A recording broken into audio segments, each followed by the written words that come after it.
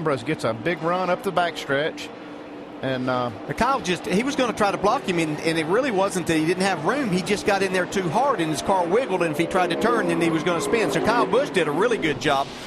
I tell you, and you got to give him credit. He did a good job not wrecking both cars, because he could have, to try to save the car and go through that section, he would have had to wreck Marcus Ambrose.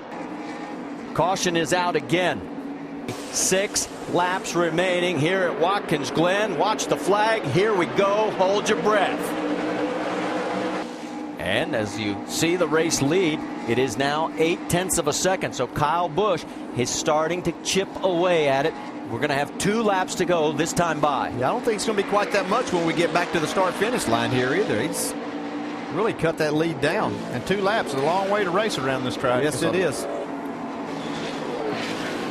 Coming through turn number 11, the final time for the 2nd year in a row. Kangaroo meet. You are the man. Marcus You are the man. Ambrose wins. Is that it? Are you sure it's it? That wasn't a real enthusiastic Yeah, that was the owner. That's why. All right, here's the moment of Kyle coming by. Let's see if there was anything happening. Hang on a minute. Oh, now. yeah. Well, Yeah, that's Kyle saying, I still don't like what you did. He gets her going now.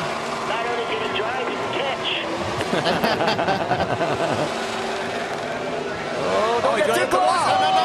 No, don't go one more. Oh, he's going to get One more, Mike. Oh. Oops.